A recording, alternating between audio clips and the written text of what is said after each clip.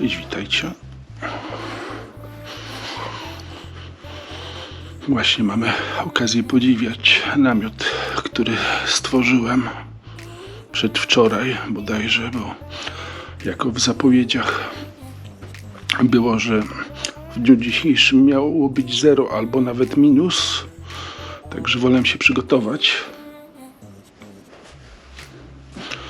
Zaraz sobie sprawdzimy, jaka jest temperatura na zewnątrz.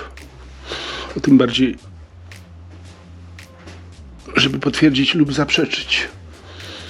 Ale z tego co widzę, to tutaj nic nie widzę, żeby było pomrożone gdzieś.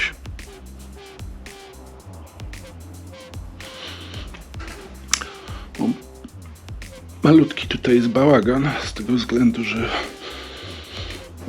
egzotyki poszły pod namiot. A reszta roślin, myślę, da sobie radę nawet przy minusowych temperaturach. To agawy jak najbardziej dadzą radę.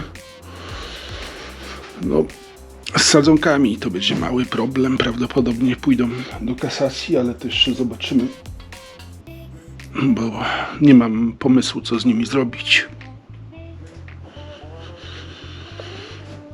A papryki to też zobaczymy, co się z nimi będzie dziać, ale chyba nie było aż tak źle, nie? Odczuwalnie tutaj, to tak wydaje mi się, a zresztą zaraz sprawdzimy. No na zewnątrz pokazywało 1,2. Teraz wszedłem do szklarni, no to rośnie gwałtownie. Postawimy. No według wskazań tego drugiego termometru to w szklarni było minimalnie 5,7 w nocy. Dobra, ale zajrzyjmy do namiotu.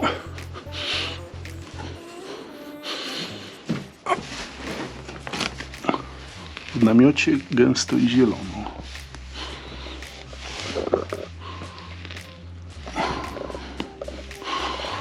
O, od góry zrobiłem taki daszek właśnie, taką kupiłem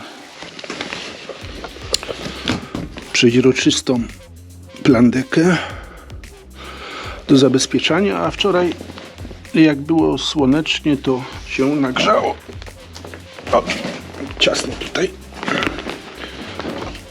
ciasno tutaj, ale o to chodzi, że jakby grzało, żeby 6 stopni pokazuje.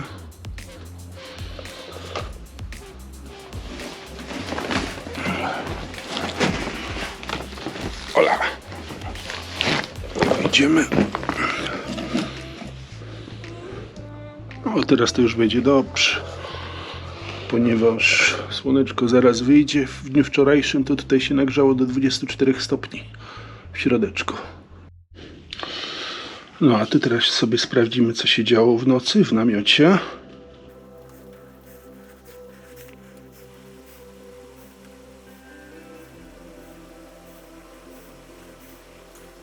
6 stopni, ale wentylator teraz się załączył.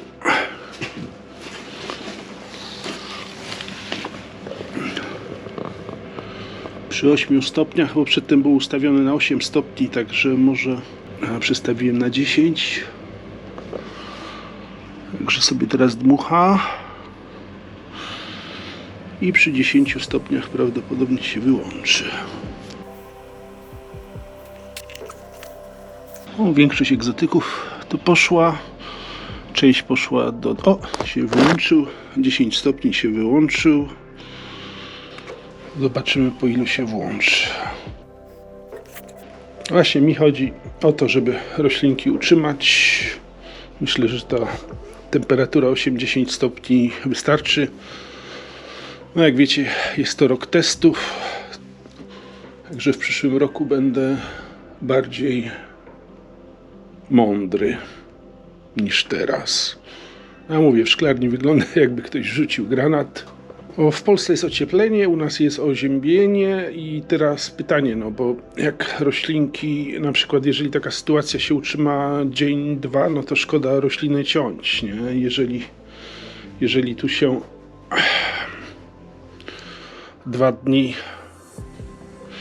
O, a tu chciałem jeszcze wam pokazać orzeszka. Niestety pojemnik mi się wywrócił i korzeń się ukrócił, także myślę, że z niego nic nie będzie. W każdym bądź razie już miałem plan go wsadzić do ziemi, no i przez to, że korzeń się łamał, no to myślę, że nic z tego nie wyjdzie. Trzeba będzie przygotować następne.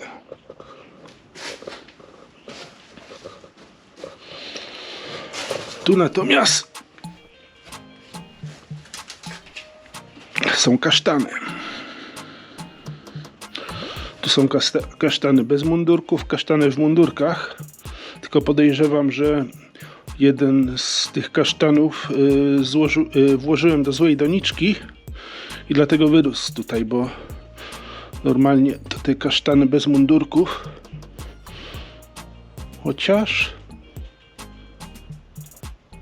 coś tam się chwyciło, czuję opór. Także ja go nie będę tutaj wyrywał na siłę. Ale ten bez mundurka też się trzyma, także tam jest korzeń. No podejrzewam, że one, może je wstawię do domu. Nie wiem, się zobaczy. Niech sobie rosną. To on do lata to już, do wiosny to już by miały ładny postęp. Trachycarpusy to sobie poradzą z temperaturami ujemnymi. Mówię, sadzonki granata i passiflory to może być problem. Papryki sobie paprykują. Tutaj zobaczcie, jest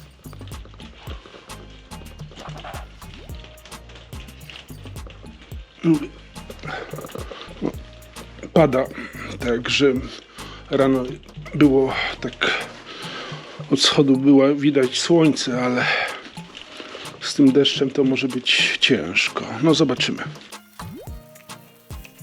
No a do stworzenia namiotu to spożytkowałem takie odpady. To one mają różną szerokość. Centymetr, 1,5 centymetra na wysokość. O, tu jest nawet taki malutki. Też się takie zdarzały. No i sobie konstrukcję przymocowałem. Te śruby, które mocują listwy mocujące poliwęglan, sobie odkręciłem i sobie tak właśnie przyłapałem.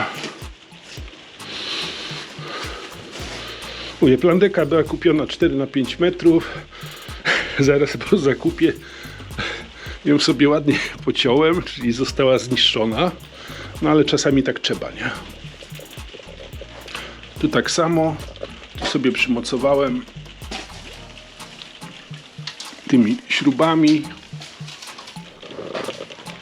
No a tu 4 listwy dałem na górze.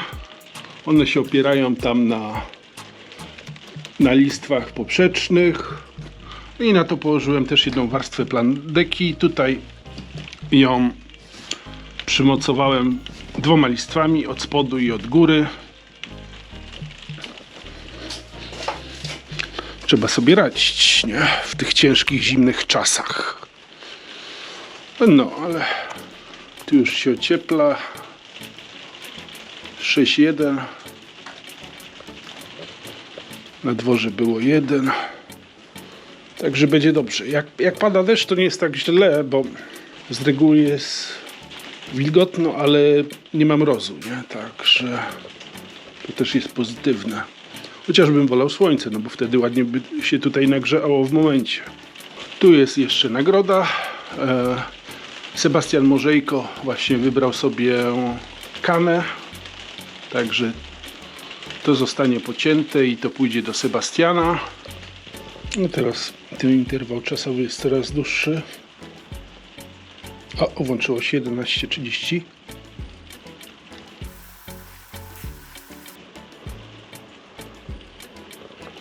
No i sobie zobaczymy teraz, jak długo będzie działać nagrzewnica.